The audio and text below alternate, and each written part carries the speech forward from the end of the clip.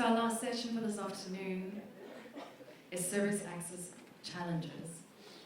It probably shouldn't be late in the afternoon because we know that we could talk about this for days.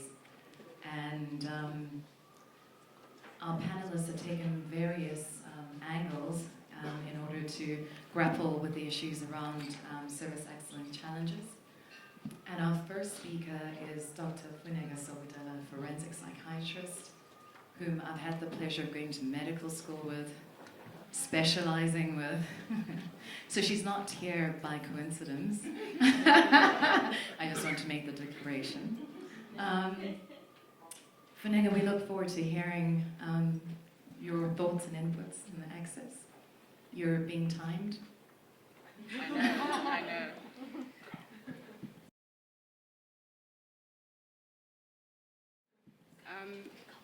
Hope my mic is working well. I tend to be soft-spoken, so if you can't hear me clearly, see, I declare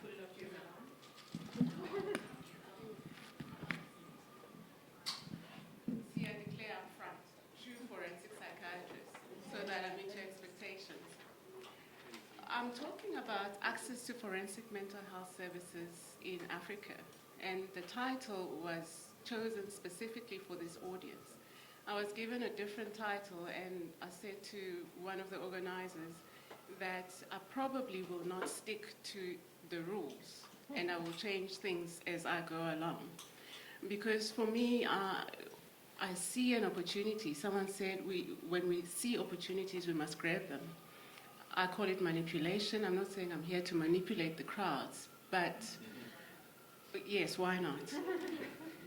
But the point is, forensic psychiatry or forensic mental health services are so underrepresented in our continent that there is no way when I'm in a room full of people from the African diaspora who are representatives and leaders in their spheres that I will not talk about forensic psychiatry or forensic mental health services. We move from forensic psychiatry to mental health service approaches because it's not just about psychiatry. So I had titled the talk Kubi Kuhle, and that is in Xhosa, or you can translate it to Zulu as well, that things are bad, but they can be fixed. Kubi Kuhle. Because one of the struggles we have in South Africa is language issues, for instance. And so when I'm in a room full of people from everywhere, I inject a little bit of Africa in it. So that's the ethos of my presentation. What are we doing within the continent? So things are bad in the sense that the burden of disease, as we all know, is quite high, but especially for this population of people. But things are good because they can be fixed, and I'm one of those people who are hopeful that within the continent we can still make big strides. And I'm hoping that from this meeting we will come out with plans, concrete plans that will assist in getting services going even further. I believe that access to forensic mental health services is a human right. So it's no longer about equity and efficiency and all these things that we list as public health priorities or tools to getting services going. I see it as a human right. Everything else follows that right. I also walk in here with an assumption that human rights are universal and are inclusive, but there are limits to these rights.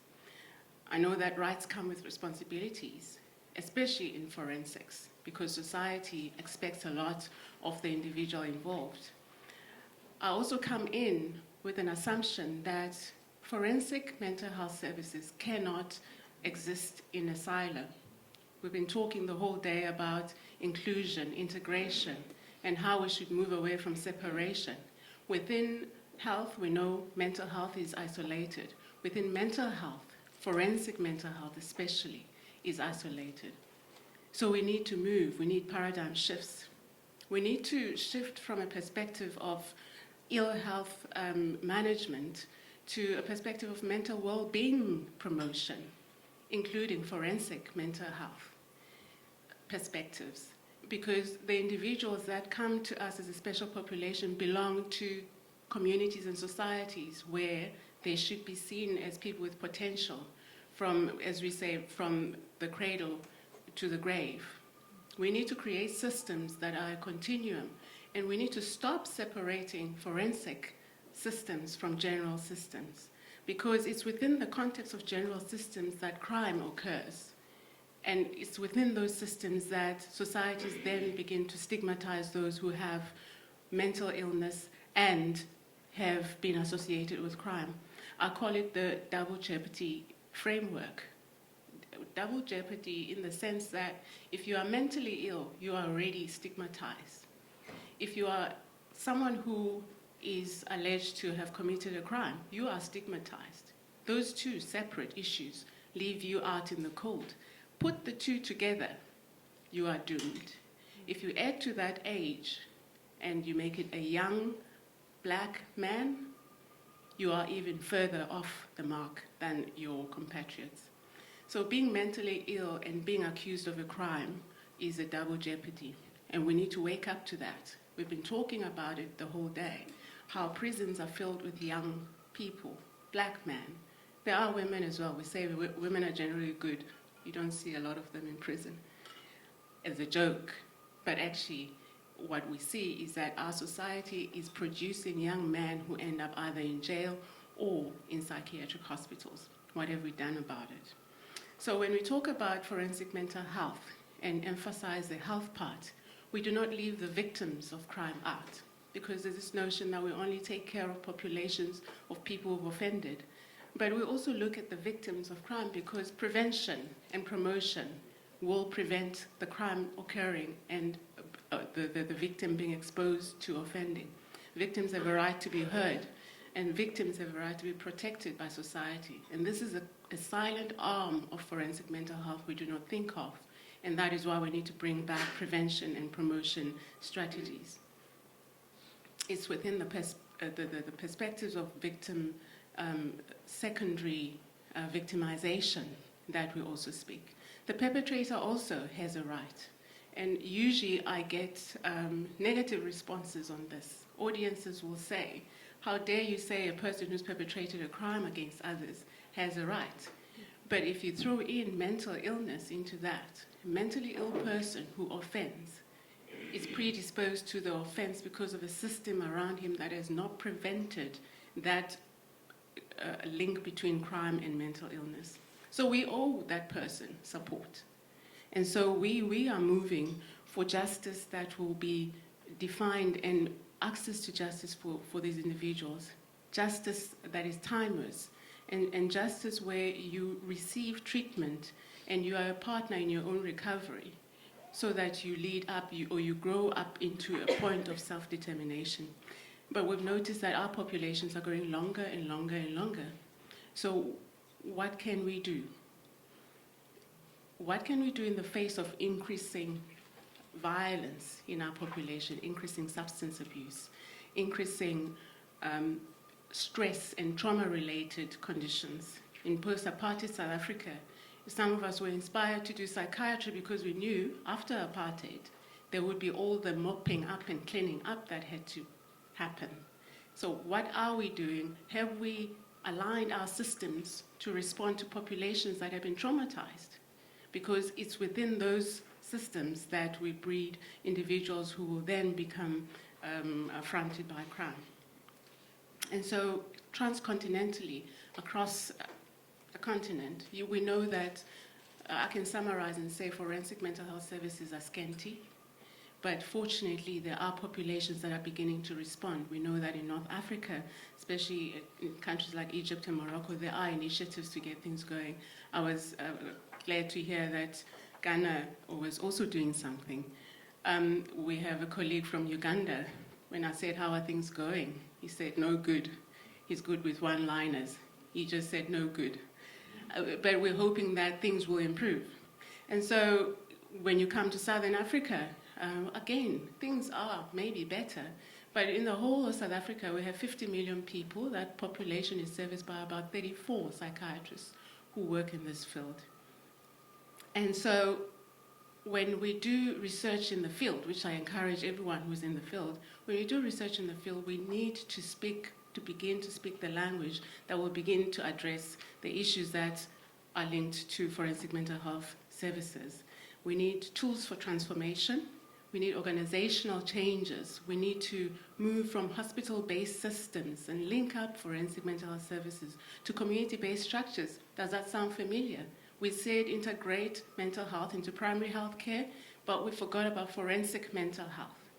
And sometimes we forget about child psychiatry and mental health services. And so we need systems that will begin, as I said, recognizing early childhood interventions for prevention's sake, diversion programs as well. We have models that have been shown to work to improve the health status of both the one who is affected and the one who is about to be affected by crime. So for the sake of the victims, we need prevention and protection strategies. For the sake of the mentally ill perpetrator, we need treatment and recovery models that will reduce repeat crime or recidivism, as we say. Is this relative or is this absolute? We would like to think that the right to forensic mental health services is absolute, it's universal, but we know that within the context of the African continent, it will be relative to the resources available on the ground. Thank you.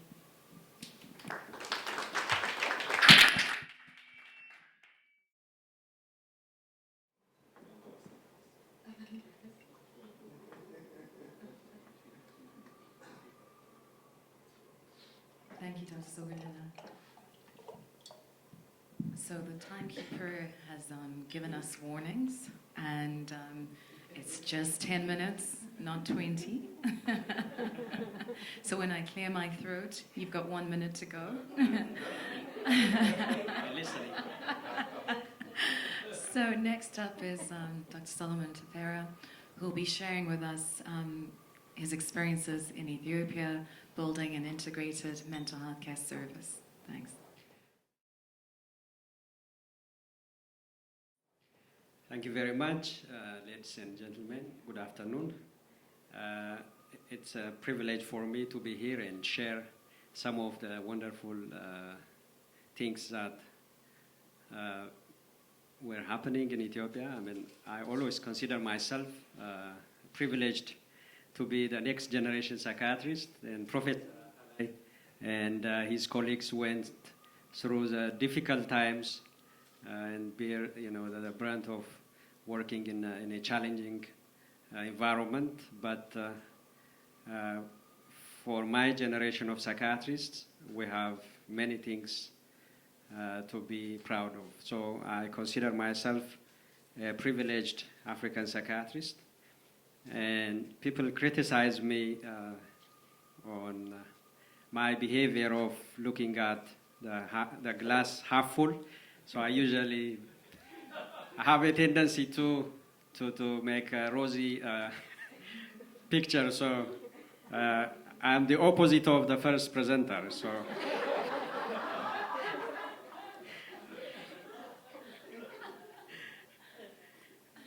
I mean, it's always good to have a balance, I don't want everyone to be depressed in this late afternoon hour. So we have been telling the world that many good things have been happening in Ethiopia. Of course, recently we have had some challenge. I will be reflecting on developments in mental health in Ethiopia. As you all know, Ethiopia is the second largest country by population after Nigeria. We're 100 million people. And of course, we are the only country that was never colonized, so I always mention this in every speech. And like the late Prime Minister who passed away, he used to mention this in every speech he makes in the African Union. So he reminds them that they have to respect him.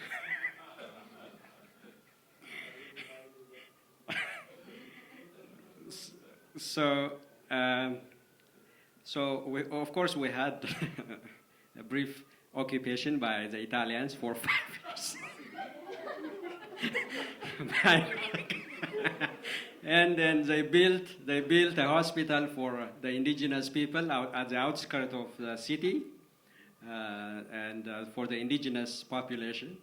And that hospital turned out to be a mental hospital. When they left, it was changed into a mental hospital. Actually, it was an asylum, and the only hospital, and it has served the country for many years. Professor Atala has been the director of that hospital once, and until about 30 years ago, that hospital was the only mental health service in the country. And there was like more patients than the beds, and ECT was prescribed for every patient. Even the security people used to prescribe ECT for patients when they had difficulty. So,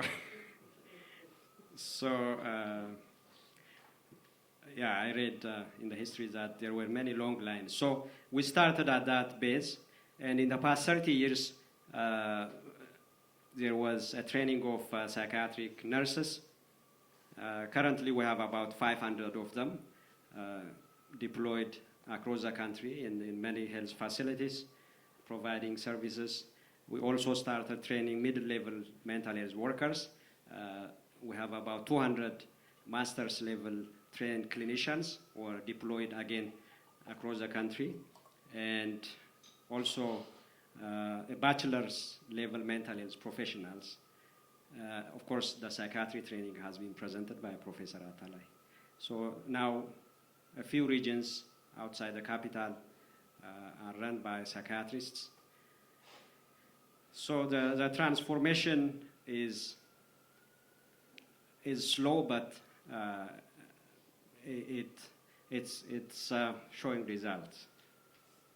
There are some milestones, and one of the milestones is presented by Dr. Tilla, the development of the National Mental Health Strategy.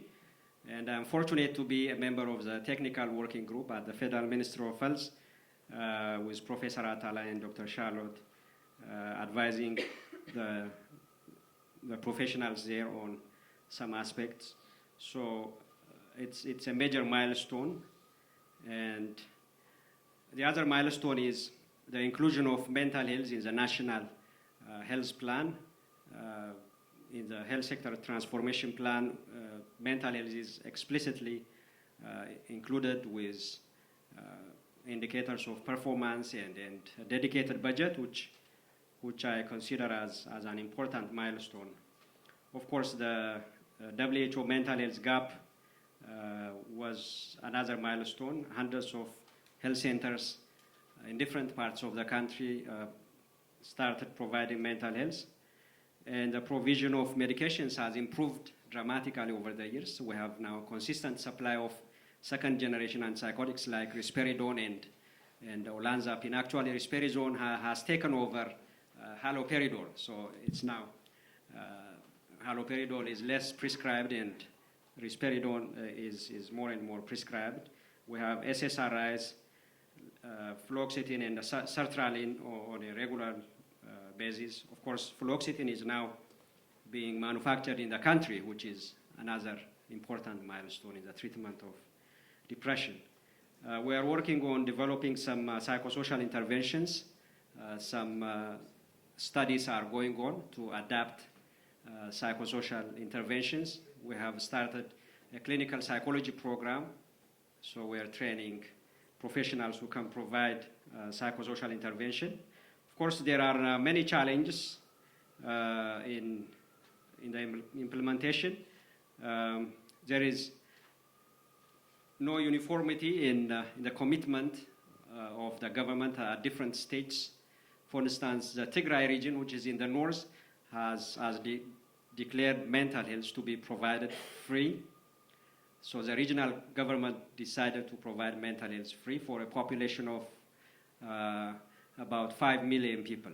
So that's a major success, but the other regions did not do that, which showed an underperformance on their side. So making mental health free was a big achievement, and we're pushing the government to make this, across the whole country. So I will be addressing your questions and things that need explanation. She whispered into my ear saying that my time is up, so I thank her.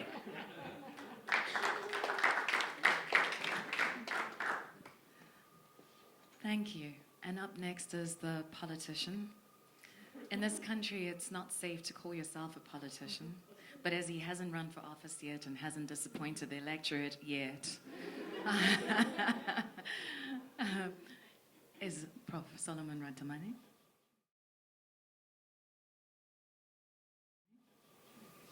Thank you very much. Very pleased to speak after another Solomon. And a few years ago, I visited Ethiopia and worked with him around patients who had the chronic care facility. And that's at the time when Tedla was developing this policy. That's now written and ready for implementation. I hope you got the money for its implementation. I've been asked really to discuss a difficult subject, and I'm also happy that there's a man sitting on my far left who I've been trying to get back to South Africa to do some training. For patients who have reasonable or meaningful access to assistance with substance use and outpatient facilities, there has to be some organization, there has to be some structure in place. And I think that structure is guided by policy, which should be enabling, which should be empowering, it should be informative, it should be educational, and it must be reliable, it must be based on evidence, it must reflect national strategy, and it must include all the stakeholders involved in the mental health field. It must also encourage research, which was a big issue in the morning, and it must determine norms and standards and encourage best practice. I think this is critical. So in order to do this, I don't see Dan Stein here. Dan Stein is a member of the Central Drug Authority of this country. I served on that Central Drug Authority for 10 years, and we developed the first drug master plan. So the drug master plan of this country is in the 4th stage of revision, and that will be released very soon, which is basically a template that tells us a number of things. Firstly, it's a multi-ministerial plan, including civil organizations, and it looks at the various types of substance of abuse. So there is situation analysis, and it also looks at issues of prevention, advocacy, and ethics, treatment, care and aftercare, rehabilitation services, norms and standards, research, information dissemination, monitoring and evaluation, inclusive participation, and periodic review. Now, we found that as we try to develop facilities, inpatient and outpatient services, we were faced with challenges. There are people who came psychotic in our wards, and suddenly, after 2 or 3 days, they were fine. They were ready to be discharged. But our screening instruments were not picking what was going on. Unless people gave a history of cannabis use or alcohol use or use of heroin and so on and so on, or various mixes or mixtures that we are familiar with in this country, you would not know.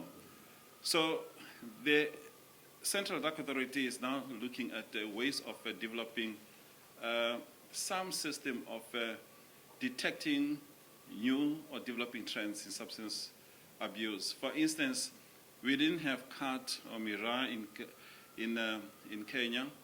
This is a new trend for us in the past few years because there are more people from Ethiopia, East Africa, from Kenya who come and live in South Africa. So they bring different substances of use. These things are natural. In my visit to Addis a few years ago, in the morning I saw a truckload with people around picking the bunches of carts, to go and chew in the afternoon later that day. And of course, this is not a criminal thing to do. So it's sold publicly and so on. But in South Africa, this is still listed as an illicit substance. And if you're found in possession, you could be facing problems. So the other important issue we noticed that when you try to set up outpatient facilities, you then ask yourself, do we have enough people who understand what substances that are used by people commonly, and how do you approach those substances? The common substances really, throughout the SADC region, sub-Saharan Africa, most substance of abuse, use and abuse, is alcohol, licit and illicit, home brews. Cannabis is the second, and of course you have natural and synthetic opioids, and amphetamine type stimulants, inhalants like benzene, glue, and so on, and also polysubstance abuse. We have lots of mixtures, for instance, mixture of mandrax, methaqualone, and cannabis. And upcountry in the province of Gauteng, Johannesburg, Pretoria area, we have the mixture of cheap heroin and cannabis called Nyaupe, and it's kicking a lot of youngsters out of school. This is a problem. But will the team that we have at outpatient facilities have an index of suspicion that these people can be abusing these substances? That's a key problem. There are issues around availability of training in terms of psychosocial interventions. A few years ago, we teamed up with a team from UCLA, led by Rick Rossen, a psychologist working in the Department of Psychiatry at UCLA, to look at the use of a multimodal approach in management of substance abuse. But after some kind of assessment and working with different groups, our teams here preferred to try cognitive behavior therapy. So we decided to look at some of our training facilities under a group called SANCA and train the therapists there on how best to use cognitive behavior therapy to improve compliance, to improve adherence to treatment, and so on. And that was very helpful. But more and more we found that South Africa is no longer just a transit area for opiates, but it's also a consumer. And but many of our clinicians on outpatient facilities do not pick this up. And this is where we try to link with Bill Lawson here, because he has great experience in use of medications such as buprenorphine in terms of reduction of craving for opiates, and also to some extent stopping. In the US, you cannot prescribe some of these medications without being licensed to do so. In this country, medical officers in general practice have been trying. It's a trial and error thing. So it says also, though we have policy, coordination of that policy is not good enough. So we're trying to set standards that, first of all, assess what is in place and how to deal with the things that we can handle best. In my last 20 minutes, we have to accept that substance abuse is linked to a number of issues, HIV, AIDS spread, and so on. So we're trying to reduce a number of things, not just substance abuse per se. We're trying to reduce the level of violence and so on. In terms of medications available, we find that a few facilities would have, for instance, naltrexone, naloxone, and a few others, buprenorphine. But people, particularly specialists in this country, are not trained to prescribe these substances and monitor their use by patients. So we hope that the suggestion I'm making really is that for us to develop a very good and functioning outpatient facility or facilities for helping people with substance abuse, we have to have a cadre of people who are trained at a very low level to basically pick problems, have basic strategies of screening, use basic screening methods that are recommended by WHO, and know where to refer.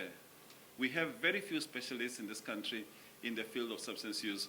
But fortunately, our College of Psychiatry now has a certificate in addictions. We are now training psychiatrists and other specialists in addictions, and they can get the certificate through our college. But that process is going to take too long. We hope that we can find a way of training a few more people. So the instruments WHO recommends include the cage audit, SI must, motivational intervention, and so on. And of course, there are, new biological markers. We think that people at outpatient facilities should also be aware of comorbidities. And the whole concept of dual diagnosis comes in place here. Are you just thinking substance abuse? Are you also assessing for depression at the same time? Is this person having an underlying schizophrenia or bipolar mood disorder? Or is this person having his time up or not? In conclusion, I think any program that wants to provide access must be guided by policy, and that policy must be dynamic, and it must change with new trends because these substances change over time. It must embody new science, biological markers, for instance. It must develop best practice. It must encompass all human settings. It must mobilize financial support, but also it must acknowledge limitations because, unfortunately, people who abuse substances have an illness that is like opening a tap that you cannot close completely. But if you don't try to close it, there's more havoc in society. So we have to do something about it. Thank you.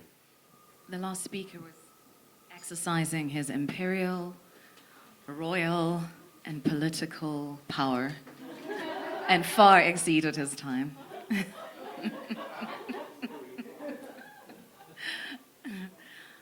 So I'm up next, and I guess I need to keep time for myself, having said that.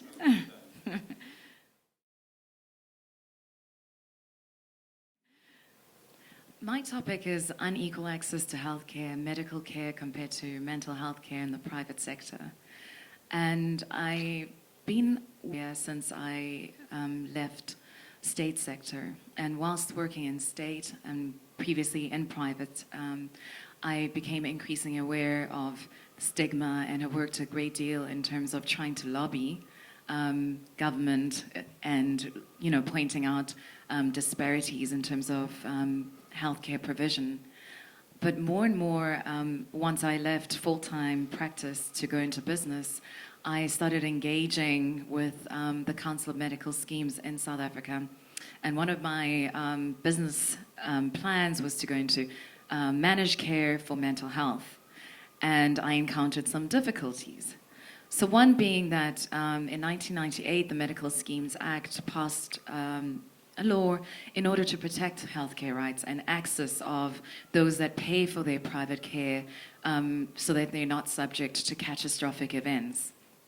And the way in which the South African legislation works is prior to this act, the medical insurance didn't feel the necessity to cover certain conditions, and there were limits. And so what the scheme did with that act is define a set of conditions, 26 conditions, which they define as chronic conditions. And for those, the medical insurance companies, which we call medical aids, have to pay in full. And psychiatry only makes 2 of those conditions of the 26. Schizophrenia and bipolar disorder are covered. Depression, which is one of the diagnostic treatment pairs, somehow didn't make it on the list. And we know the burden of disease of depression.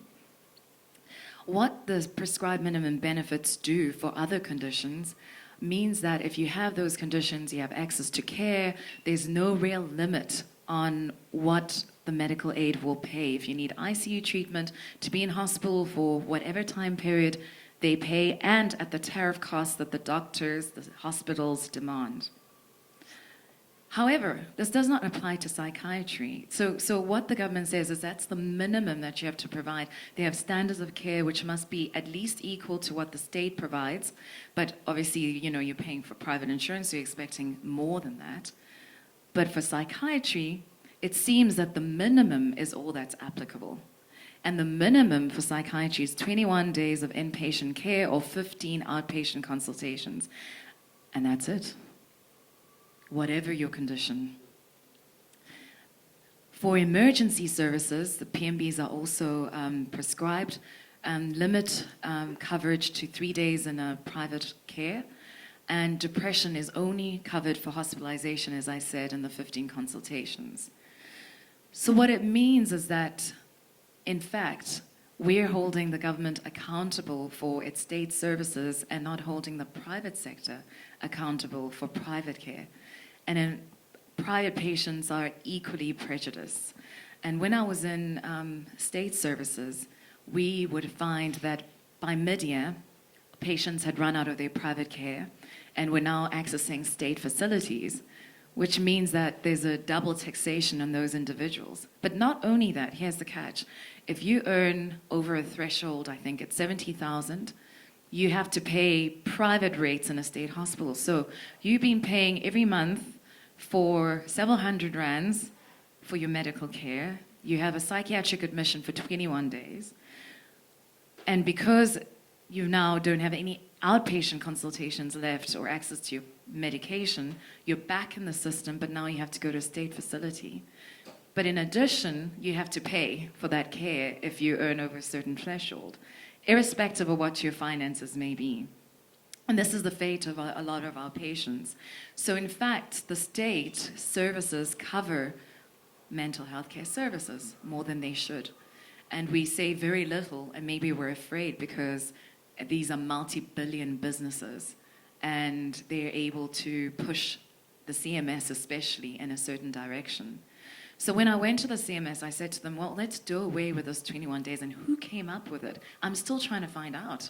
I've gone through the literature. I don't know how they came up with 21 days because, yes, in fact, the average length of stay for a psychiatric admission, if you look at their data, is 10 days, but it's not based on, whatever diagnoses. Most of the admissions are for major depression or bipolar, but patients with schizophrenia represent very few of the patients that have private care because, as we know, there's the downward drift with schizophrenia. Often people can't hold on to a job, they can't pay for private care, so they represent very few of the patients we actually see in practice in private care. What is happening to our patients? And what is that we can do to force private care to change? And it really has to be the council thinking differently around care. And recently, medical aides have been complaining about how psychiatrists are driving up costs and why does everyone have bipolar disorder? Well, we're human psychiatrists, and you want to help your patients, and you know that perhaps if you upped the diagnosis, made it maybe a bipolar 2 when you know it's depression, and I'm not saying this is correct, perhaps that's what's driving the numbers of people who suddenly have bipolar disorder. But what we do know is that our ability to diagnose bipolar disorder is probably improved, but I suspect it's a combination of factors that are driving the increased numbers of patients in our hospitals. But the bottom line is there are also psychiatrists that know they've got 21 days, so everybody gets hospitalized for 21 days, irrespective of diagnosis, and that's what's also driving up the cost. So my argument to the CMS was, let's do away with the 21 days. Let's see if we give patients an appropriate level of care for an appropriate length of stay, whether we can't change the behavior, and those that need a 6-week stay will get it, and those that only need it 3 days to a week will get it. But there isn't an incentive for the hospitals and the doctors to keep patients in hospitals when they don't need to be in hospital. I'm still fighting the battle. They're sounding more amenable these days because they realize that healthcare costs are spiraling out of control. The other difficulty is in private care is that the mental health care team, as we know it, is not paid for by the insurance. So what happens is that you have a limited pool whilst in hospital for consultations by the psychiatrist and the psychologist, but the rest of the team, the social work and the OT, often come out from a pool. If depending on your care plan, it might even be only 900 Rand, which maybe 2 sessions would be allowed in that time period. No provision is made for family therapy, aftercare, medication. So what the medical aides are seeing is that the patients are relapsing. Every year there's a hospitalization, and I'm saying perhaps we could prevent that if we gave adequate care in the first instance. And I think there's a huge interest in this area, at least on my part, and I'm sure from those psychiatrists who work in private and state, because the state has to bear the brunt of having to then look after the patients that had private care and are now flooding our state systems, which are usually under-resourced. The other difficulty in the private sector is that hospitals pick and choose what kind of patients they're going to take. So if you're mainly voluntary patients, and it's only recently that private hospitals are licensed to take involuntary patients, and even how you pay for a private admission as an involuntary patient is a gray area. And whether if you're forced into treatment, should you be forced to use your medical aid for that? And so there are various elements of how we need to advocate for adequate care in private and state, and that it's, when we talk about access to care, it's not exclusively our state patients that are suffering. And I've done this in under 10 minutes. Thank you. Okay, so building a better mousetrap. William Lawson will give us an explanation of building. I like the title. I think the issue is, can you hear me okay?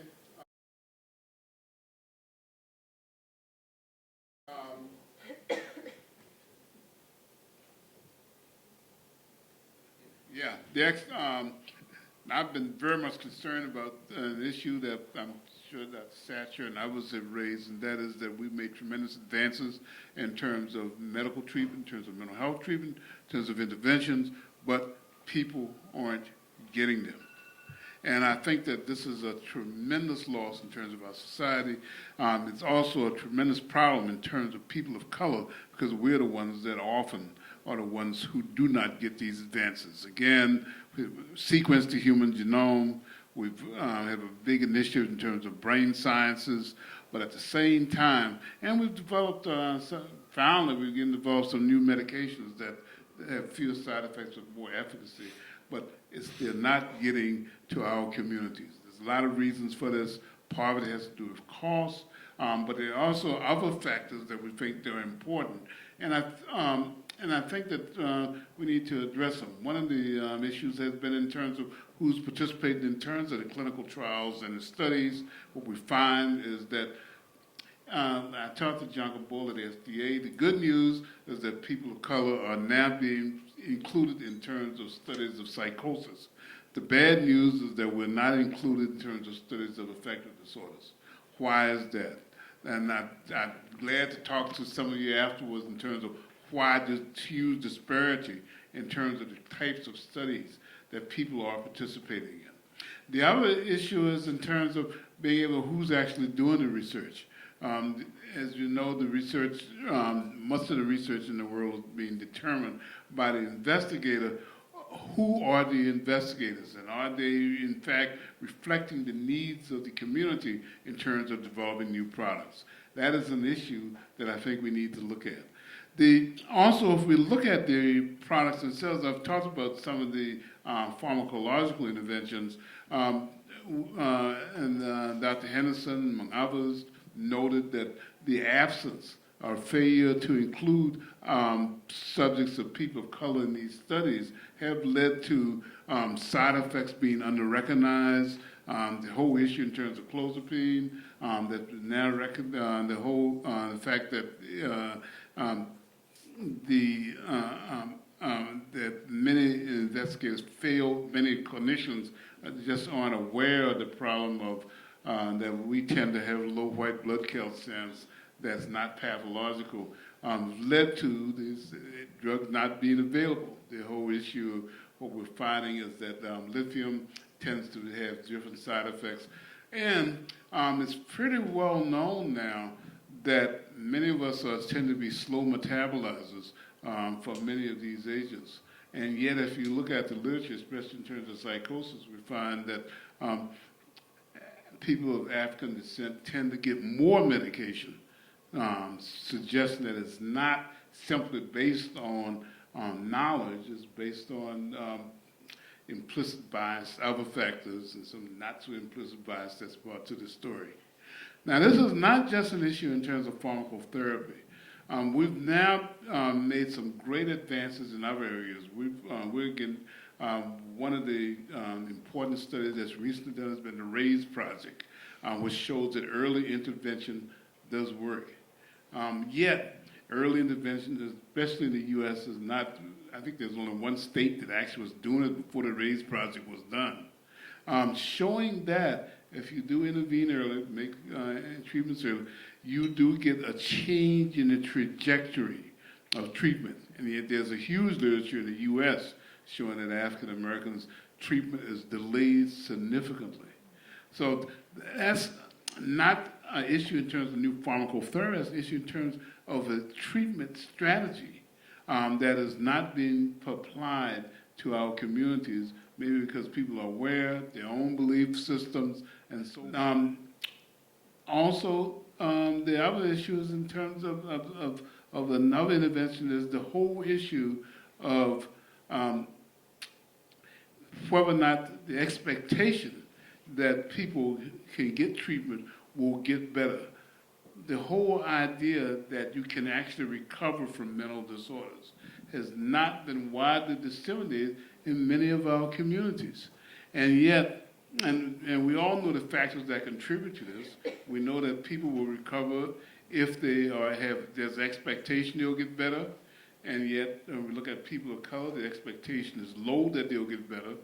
Two, that you involve people in terms of programs that's related to remediation and rehabilitation, and yet many of these programs are not available. And three, one of the other issues is the expectation that you have a wide variety of family involvement, and yet, especially in the U.S., what we find is that that is often not the case. I think the good news is that many of these kinds of interventions and treatments have been shown in many of our African countries to be effective.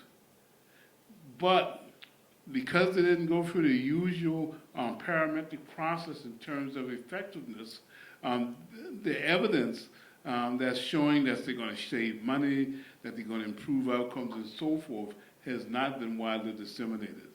I think we can learn a lot in terms of looking at many of the folks in the diaspora in terms of looking at some of these other kinds of interventions. And then an area that has not been developed very much is looking at, quotes, natural products that can serve as a foundation for developing new psychotropic medications. I have a colleague at Howard, Dr. Boulier, who's discovered 3 of them. I think there's one developed in Nigeria for treatment of drug abuse.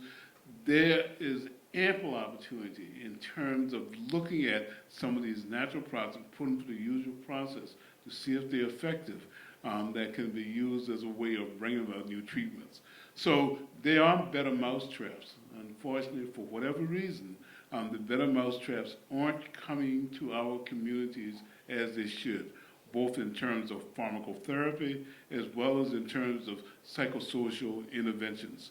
We need to do more to make sure that treatment and practices that are effective are, 1, well documented, and 2, well disseminated to all of our communities. Thank you.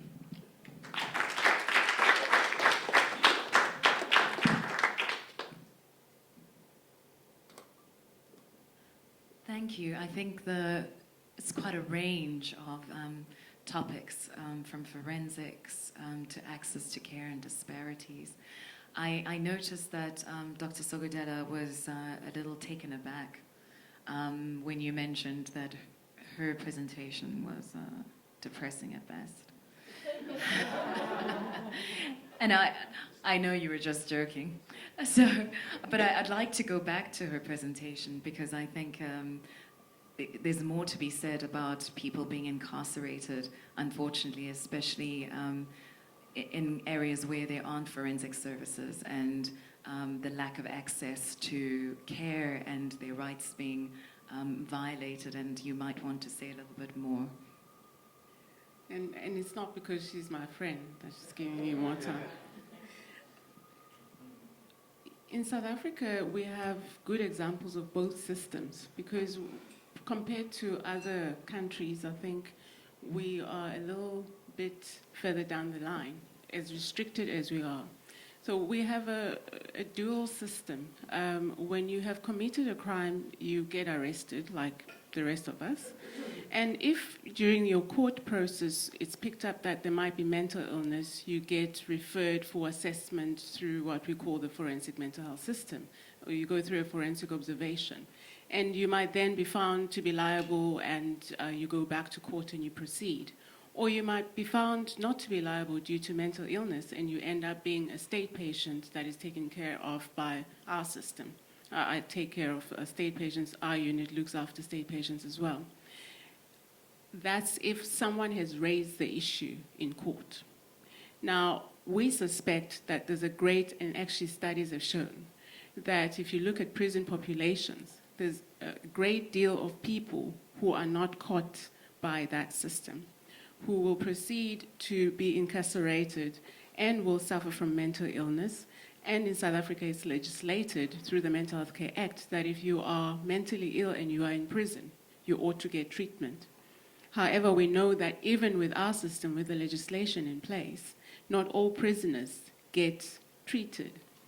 And it's not just because there is no access to healthcare services within prison systems, but it is also the attitude of the people who are looking after mentally ill prisoners. So the need for care and treatment all of a sudden is reduced or goes below your being a correctional services inmate. So it's more important to make sure that society is safe from you and you are not a danger to anyone outside, and that you are in prison, and we know that conditions in prison are not good. And so we have these populations, and by, if you are mentally ill and disruptive, then maybe you will get attended to.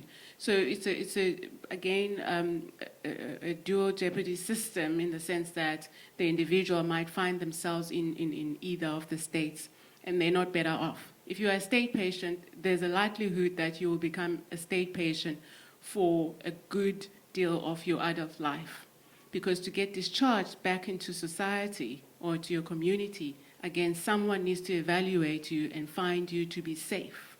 So whose rights prevail comes back to the fore, where a person who is mentally ill and is in a state hospital might end up being continuously incarcerated in a state hospital. So our patients turn around and they usually say, it's better that I be sentenced than I come to a state hospital. So that's the situation we're sitting with. Let me add two quick points about that. And I don't know the experience, we certainly did in Texas. Once you get in the forensic system, once you get incarcerated, if you are treated effectively and discharged, you have less access to things such as jobs, rehabilitation, involvement in the families, a whole list of things. And, of course, if you stop authorities, you're more likely to be shot.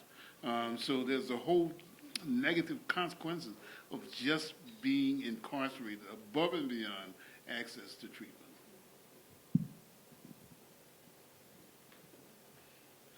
Thanks. I just wanted to give an example based on the talk that Mashadi gave. The difference between the private system in this country that relies a lot on, that serves mainly people with medical insurance who have money, and also the state or public facility. We have practical and very sad examples of this. We're handling a case now from last week of a parent who went to complain that one of the consultants in my department refused to treat her son with the same medication that the private facility or private clinic was giving. Now, the difference is that state or public facility has a different so-called essential drug list or drug formulary. Whereas in private, you can almost get anything if your medical insurance is able to cover that, or if you have money. Now, this is a serious issue. So, and the Ministry of Health is concerned about this. They say, why should private healthcare be so expensive? Because it's also directly and indirectly subsidized by government. There should be a midway position where people in private facility, in private healthcare delivery, should still make profit, should still get rich, but not totally at the expense of patients. Because, you know, the charges are sometimes so high that 6 months into a financial year, your medical insurance is exhausted. And then you belong to state or public. Now, the implication is that state or public is cheap, but cheap things also give poor quality. Now, we want to correct that. So this is work in process. Thank you. So in forensic, at least from my experience, whose responsibility it is? The courts, which is a different segment in terms of ministry, health, corrections, different silos. So that's why, to me, mental health has to be multi-sectoral, whereby there has to be a coordinating body. In Ethiopia, for example, the courts recommend for a competency assessment, competency and productivity, right?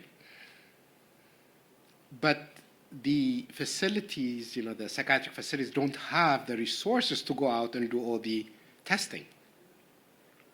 If you take it from the beginning where they are being even arrested to determine whether this person should be sent to the courts or for treatment right from the outset, you need some sort of a competency out there. So there's so much delay in the meantime before the person is assessed, even after the person is incarcerated within the correction system. It's so difficult to get an isolated wards and stuff like that to make sure that these patients are protected. So to me, there has to be a way of a very collaborative efforts between the different governmental sectors, police, departments of corrections, health. Unless we approach such things from a multi-sectoral level, the person just falls through the cracks.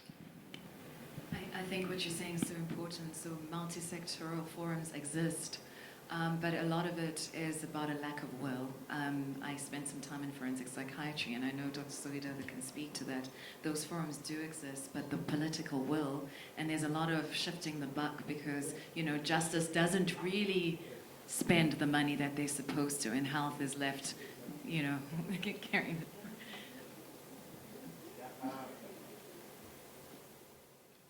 Funika, I thank you for your presentation. I think what I wanted to ask, a bit of it has been answered, but I'll still go on and want to know from the South African experience, because in Ghana, really is non-existent. Most of it is at the whims of the judge, who now decides, even if it is brought up in court by the lawyer, who now decides that it's worth looking at. So they raise a court order, and when I was a resident, I was more or less a de facto forensic guy, writing all the reports to the court. But beyond that, just this morning I had to push a draft of a proposal looking at what Tedla had just said, a multi-sectoral approach in the context of the new mental health law, which actually makes provision for that and making a case for it as a human rights issue. So we're going to involve the Commission on Human Rights, as well as the Bar Association, the judiciary, the police, the prison service, and of course, our end. So twofold.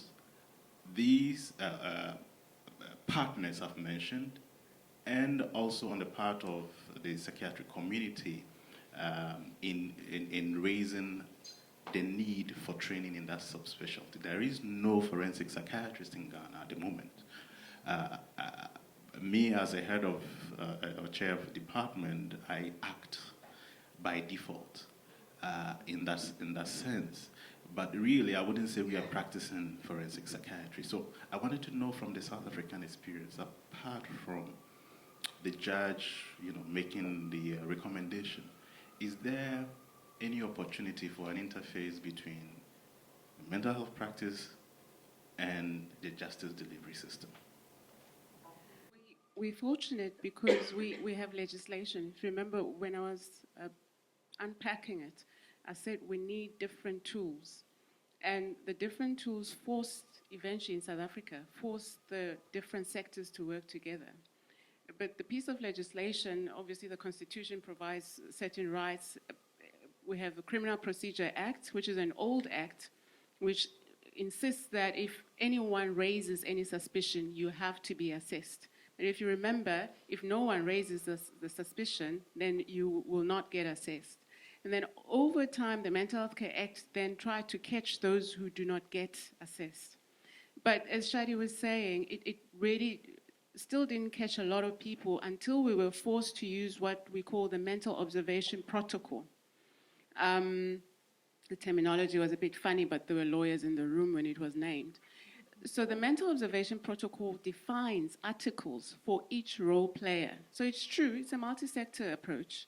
The justice system, from the magisterial delegation to the police, the role of the police, to the health sector. The Department of Health has to make sure that there are beds available to do these assessments, to legal aid services, because if I'm incarcerated, I need to have a legal representative, whether I'm mentally ill or not. And lately, through the human rights and the rights of people living with disabilities movement, the question is, shouldn't everyone who is presented before the court of law be granted leave to appear and represent themselves in court in any case? Because in our situation currently, if I'm mentally ill and a psychiatrist says I cannot stand trial, then the charge is withdrawn pending the decision of the judge in chambers. That means my case will never be heard because I'm mentally ill. And so there's a move to say, let's test these cases, because you may find in some instances that there is no warrant to arrest or incarcerate the individual. Why not test the case? Simply because I'm mentally ill does not mean my case cannot be represented by someone. So we do have legislation. We do have policies that are beginning to guide us in the implementation of what the legislation says. But the attitude is what is getting in the way. And now my dream is to see us moving beyond the prescripts, because I would like us to stop the population from growing. And I'm saying it's enough to have legislation and policies and all these things downstream. What are we doing to prevent this growing population? Because I'm saying if you're mentally ill, there should be a system where not just forensic psychiatry takes care of you, but the community health worker looks after you when you first get diagnosed, so that you do not become one who is liable to offend. So we're just doing a proof of concept now, where we're going to look at recidivism and factors responsible for that, and then also the general prevalence in a pilot study in the only medium security prison. Dr. Gordon, you can have the meeting after the session. Dr. Bailey. Hi, Ron B. from North Carolina in the U.S. Really some salient points that I think dovetail very consistently with your experience. And the one that I think I'm most interested in referencing was a few years ago in Tennessee. We were struggling with this exact same problem. And I've been in 2 or 3 states where there was an attempt to really develop a forensic program, a fairly comprehensive one. Dr. Gordon and I were discussing outside during the break. And one strategy that I think has worked fairly well, and then I was in Nashville, Tennessee, and I'm in North Carolina now, was an attempt to, a successful attempt to really combine a mental health court, which many places have had now for the last 2 or 3 decades. That part isn't new, with a veterans court.